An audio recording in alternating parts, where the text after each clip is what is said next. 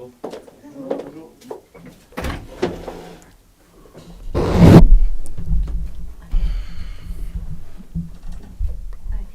Bonjour Franck. Bonjour. Est-ce que tu as récupéré du gros coup que tu as pris mardi soir? On a eu un peu peur. Oui, ça va. J'ai fait des soins et ça va plutôt bien. Qu'est-ce que c'est exactement? Tu as dit J'ai pris un col à cheville. euh, Ça a un peu enflé, mais là, c'est bon. C'est sur la frappe là que tu veux contrer aussi que Ouais, tu prends ce gros pet là. ouais. Mais avant ça, tu avais déjà des douleurs? Non. Et tu es apte? Je crois que oui. À quel genre de match vous vous attendez contre Caen? Je pense qu'ici, ils sont venus, ils ont pris une valise. Donc, ils seront revanchards. En tout cas, si c'était moi, je le serais. Donc, ça sera difficile. Il y aura de l'impact. Ils vont mettre beaucoup d'intensité. Et à nous d'être à leur niveau. Et je pense que si on l'est, il ne peut rien nous arriver. 3 matchs en 6 jours dans cette période où digérer une deuxième mini prépa, c'est pas difficile à enchaîner? Difficile, physiquement, on va dire oui. C'est vrai que c'est pas évident, mais quand on fait le métier qu'on fait, on a envie de jouer tous les matchs. Ça fait plaisir de les voir s'enchaîner. Donc, on fait avec et on s'adapte. Bon, vous avez gagné 5-0 à la Ligue, vous avez gagné largement aussi là-bas à Caen la saison passée, en deuxième partie de saison. Comment on arrive à ne pas aller là-bas avec un complexe de supériorité? On va rester vraiment concentré dans le match. Non, je vois le groupe, je vois tout le monde. Je sais qu'on n'est pas comme ça. Je sais qu'on va aller là-bas, on aura envie de tout donner. Parce qu'on se le dit entre nous, on n'a pas du tout envie d'aller là-bas en se disant on est plus fort qu'eux. Nous, le mot d'ordre, c'est humilité et solidarité. On va jouer là-bas à fond. On va être, comme je vous ai dit, à leur niveau, déjà au niveau de l'engagement. On va vraiment, au niveau des duels, de l'impact, essayer d'être à leur niveau. Après, les qualités, on les a pour mettre des buts. Donc, on ne va pas les sous-estimer, on va les respecter, on va jouer à fond. Franck, vous enchaînez très très bien ce début d'année, avec ces 2 premiers résultats, 5 buts marqués, aucun encaissé, vous avez déjà avalé une place, puisque vous êtes passé devant Monaco, le 5e est à 10 points maintenant, même si on entend tout le temps que l'objectif c'est mieux que de faire la saison dernière, on peut pas s'empêcher de penser plus haut. Là. Je pense que quand tu es un compétiteur et quand tu as de l'ambition, tu as toujours envie d'aller plus haut. Après, comme on s'est dit, je vais vous redire la même chose. On ne va pas s'enflammer. On va vraiment pas s'enflammer. On va jouer les matchs les uns après les autres. Et essayer de faire mieux que la saison passée. Vous avez conscience quand même que le potentiel de l'équipe est quand même très intéressant et peut vous emmener plus haut. Je sais pas, parce qu'aujourd'hui vous dites ça, mais avant ça on disait pas ça. Donc on va pas s'enflammer. Les matchs on va les jouer les uns après les autres et on a confiance en nous, ce qui est bien. On est une équipe solide, solidaire et même dans le vestiaire c'est fou comment ça vit bien. Donc je pense que si on reste dans cet état d'esprit, il peut rien nous arriver. En termes d'expérience, est-ce qu'il vous semble que votre groupe est aussi bien armé que celui de Monaco et Lyon? Je pense qu'on n'a rien à leur envier. Pour quelle raison? Je ne saurais vous le dire parce que je le ressens. Il faut le vivre pour le ressentir. Qu'est-ce que vous pensez des compliments de Gustavo dans une interview par le Cologne il y a une semaine ou deux? Il disait que tu étais en train de devenir indispensable à l'OM. Honnêtement, je lis pas beaucoup, donc c'est un ami à moi qui me l'a envoyé. Ça fait plaisir de voir des gens qui croient en toi. Ça pousse à beaucoup travailler, ça pousse à vouloir te surpasser. C'est vrai que un joueur comme lui, venant de lui, ça ne peut que me faire progresser, me donner envie de lui donner raison. Je lui dis merci, mais j'ai envie de travailler, de lui montrer qu'il a raison de croire en moi. C'est tout. Franck, bonjour, justement, tu as beaucoup progressé avec Gustavo. Est-ce que, en termes de milieu de terrain, parmi les milieux actuels dans le monde, ou même dans le passé, est-ce qu'il y a quelqu'un qui t'inspire à ton poste? Et à Touré. Exactement. Mhm. Est-ce que tu peux expliquer pourquoi? Parce que c'est un joueur qui est complet pour moi. Il fait du box-to-box, il récupère beaucoup de ballons, il arrive à marquer des buts et techniquement il est impressionnant malgré son gabarit. Donc c'est du joueur que j'ai envie de me rapprocher le plus. Donc pour moi c'est vraiment le modèle idéal. Alors, vu ton jeune âge, tu as pas mal de choses à améliorer pour arriver au niveau de Yaya Touré. Tu parles tu disais justement qu'il marquait pas mal de buts. Ça aussi, c'est une des facettes de ton jeu que tu dois développer un petit peu plus?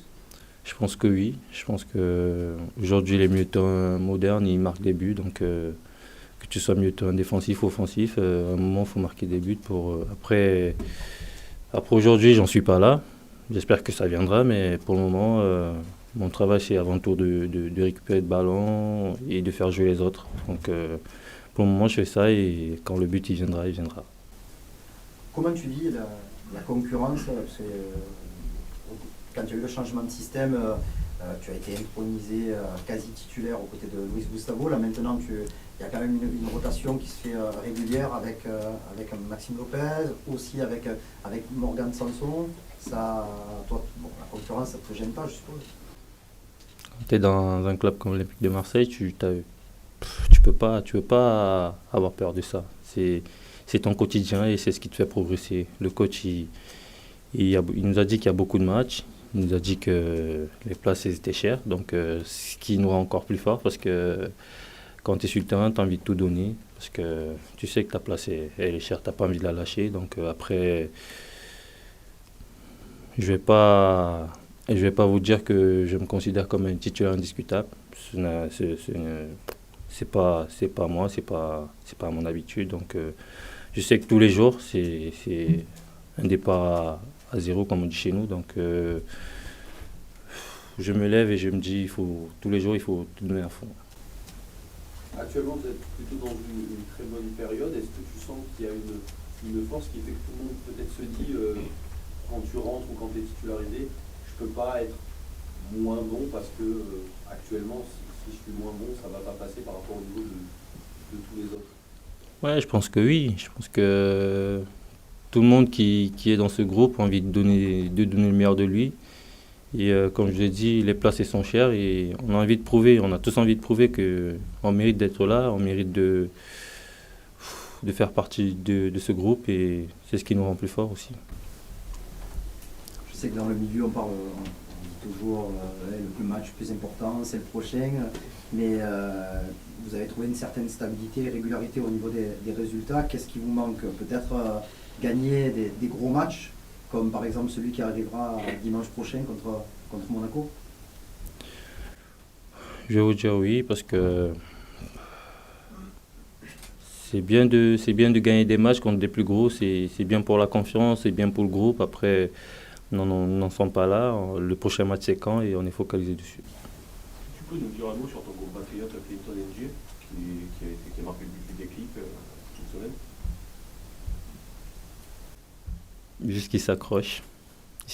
Il est super professionnel, il donne le meilleur de lui à chaque fois qu'on a besoin de lui. Donc juste lui dire de continuer comme ça, de ne pas lâcher. C'est pas facile, mais ce groupe, il vit, on est 22, 23. Donc tout le monde, comme le coach il a dit, aura sa carte à jouer. Bon, en ce moment, on a des blessés, on a des suspendus. Donc tout le monde aura sa carte à jouer. Clinton, il est rentré, il nous a fait du bien. Donc, juste lui demander de continuer comme ça et de rester dans son état d'esprit. Quand tu regardes un petit peu en arrière, depuis ton arrivée un peu dans l'anonymat, tu dois être fier quand même du parcours que tu as accompli, tes proches aussi doivent être fiers. Qu'est-ce que tu retires de tout ça, de ta progression? Juste que quand tu travailles, au bout, ça finit par payer. Et juste que je dois continuer à travailler pour continuer à m'améliorer. J'ai beaucoup de choses à parfaire. Donc pour moi, le chemin est encore très long. Et rester humble et travailler, c'est juste ça. Franck, quand on est à un point du deuxième, à ce stade de la compétition, on se dit quoi? Que c'est un objectif réaliste de franchir encore ce pas supplémentaire? Je vous l'ai dit, quand tu es ambitieux, tu as envie. Après, on va pas s'enflammer. On va jouer les matchs les uns après les autres. Et oui, pourquoi pas. Si possible, on va rien lâcher, nous. Nous, on veut gagner des matchs et si les autres ils font des faux pas, c'est leur problème. Nous, on a envie de gagner des matchs et essayer d'avancer tous ensemble. C'est une question un peu annexe, mais est-ce que vous vous intéressez au foot féminin? Est-ce que vous avez déjà participé à Honnêtement, non. Pas du tout. Pas du tout. On sait que Rudy Garcia ne te lâchait pas l'année dernière. Je ne sais pas s'il est toujours aussi présent derrière toi. Tu as progressé dans beaucoup de domaines. Est-ce qu'il reste encore un ou deux trucs sur lesquels Garcia insiste beaucoup avec toi? Un ou deux domaines du jeu? Je veux dire, il est toujours aussi exigeant. Après, quand tu es dans ce club, tu veux la perfection parce que c'est un grand club, l'Olympique de Marseille. Donc, c'est pareil, ça ne change pas. Tu dis tout à l'heure que tu veux encore beaucoup travailler. Dans quel domaine tu estimes, toi, devoir encore progresser sur le terrain? Déjà, je dois marquer des buts. Non, mais sérieux, il faut que je reste concentré le maximum possible. Parce que des fois, je me relâche un peu. J'ai l'impression que ça devient facile et je me relâche et je perds un ballon que je ne devais pas perdre. Donc, au niveau de la concentration, déjà, essayer de rester concentré les 90 minutes du match. Et pour moi, c'est l'un des points fondamentaux sur lesquels je dois progresser. On a aussi l'impression, Franck, parfois que tu es capable de... Enfin, tu es très à l'aise techniquement et que tu n'oses pas te lâcher totalement. Est-ce que tu as des consignes ou c'est un manque de confiance? Quand on regarde des entraînements, des fois tu fais des choses limite impressionnantes qu'on ne retrouve pas toujours en match. Est-ce que c'est la confiance ou les consignes? J'ai vu beaucoup de grands joueurs qui savent faire des trucs, mais qui se limitent à faire ce qui est bien, qui est pour moi le bon geste. Donc si en match je dois faire des passes, si mes coéquipiers marquent des buts, moi ça ne me dérange pas. Après, s'il y a des matchs où c'est plus ouvert, où je sens que je peux me lâcher, je me lâche. Donc pour moi, le plus important aujourd'hui, c'est le collectif. La star, c'est l'équipe. Donc c'est bien de dire que techniquement, je suis bien, ça me flatte, merci, parce que tout le monde ne le pense pas. Mais oui, à l'entraînement, je fais beaucoup de bons trucs. Mes coéquipiers savent de quoi je suis capable. Ils me le disent tous les jours. Ils me disent un match, on veut te voir comme ça. Mais pour le moment, je joue simple, ça passe. Et quand je peux, je me lâche en fonction des matchs. Donc ça me plaît de jouer comme ça. Après, avec beaucoup plus de confiance, je sais que je ferai beaucoup plus. Je sais de quoi je suis capable, je ne doute pas de moi. Et j'ai un collectif et un staff qui croit en moi, qui sait c'est quoi mes qualités, c'est quoi mes lacunes. Donc je vais vous dire, pour le moment, je joue comme ça et on gagne. Donc, ça ne me dérange pas. Merci. Merci. Merci à vous.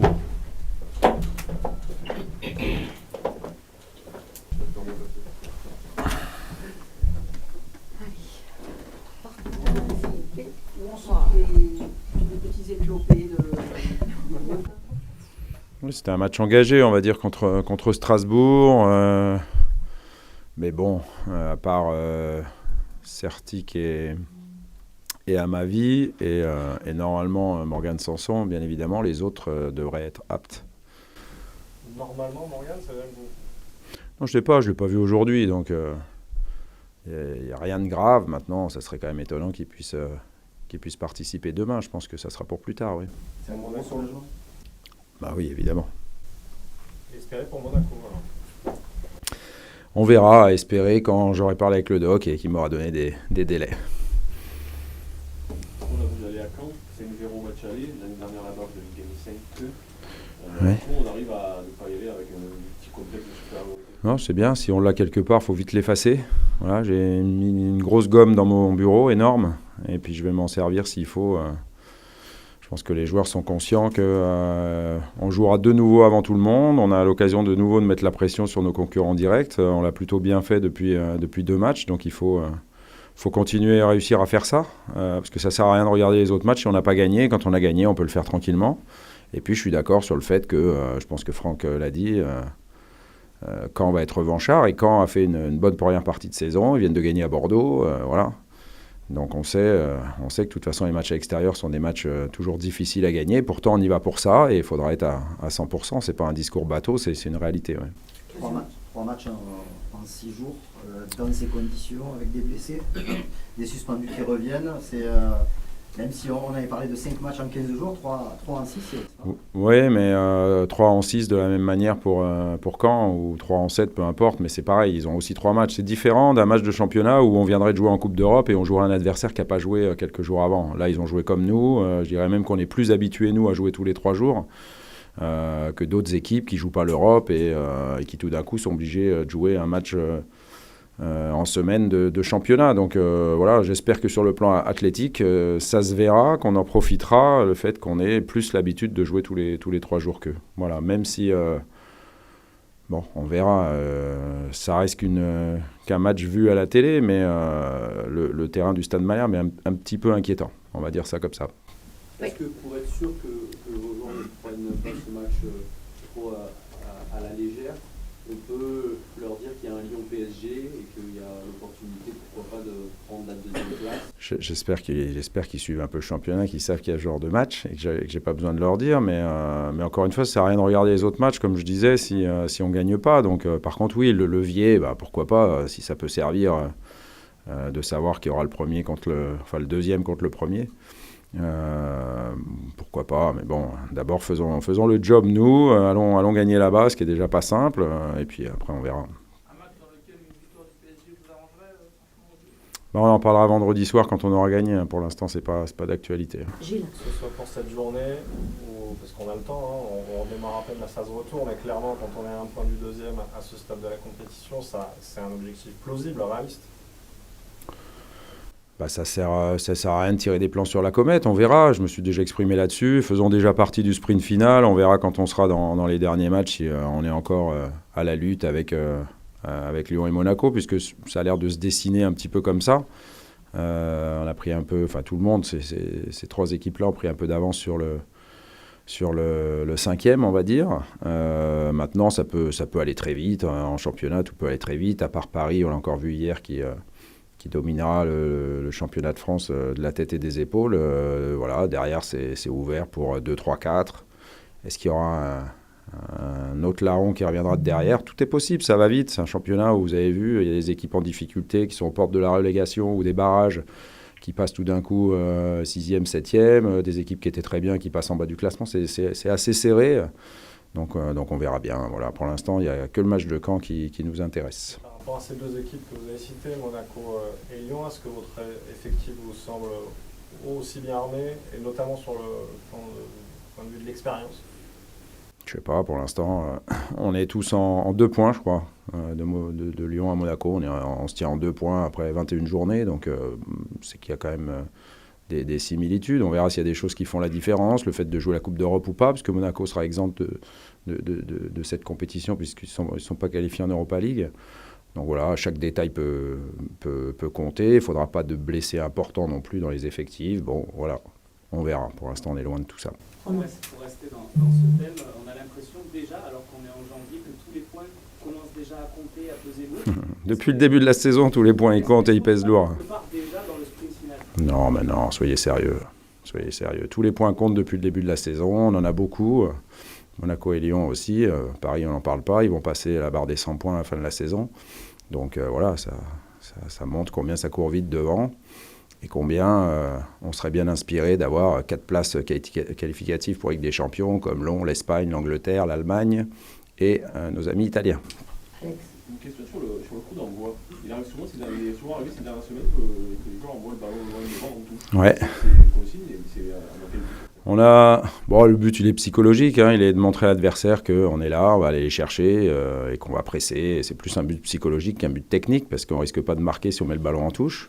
On a parlé avec les joueurs, on a d'autres situations où on fera autrement. On verra si on les mettra en place d'ici quelques matchs. Ouais, je ne dis pas que tu as été visionnaire, mais début janvier, tu as annoncé un petit peu tes craintes concernant l'effectif, le fait que vous n'aviez pas été... l'infirmerie n'avait pas été remplie en première saison.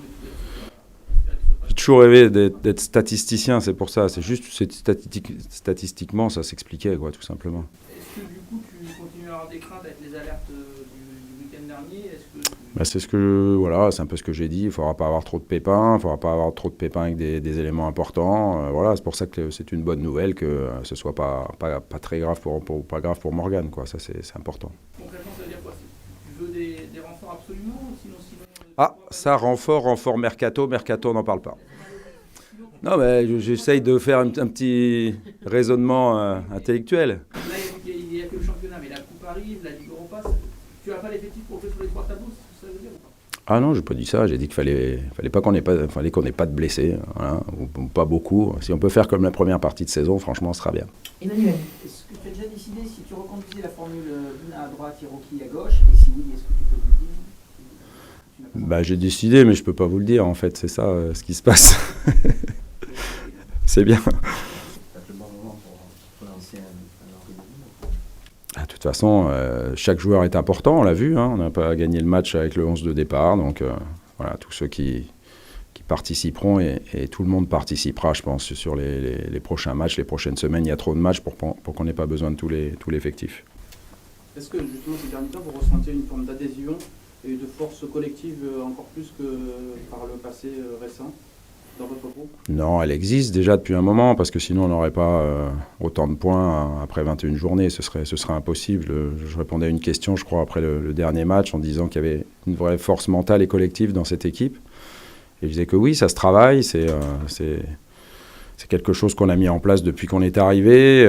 C'est aussi un choix de faire venir certains joueurs qui ont du leadership. Et puis le coach ne les lâche pas, le coach est ambitieux, le coach veut gagner.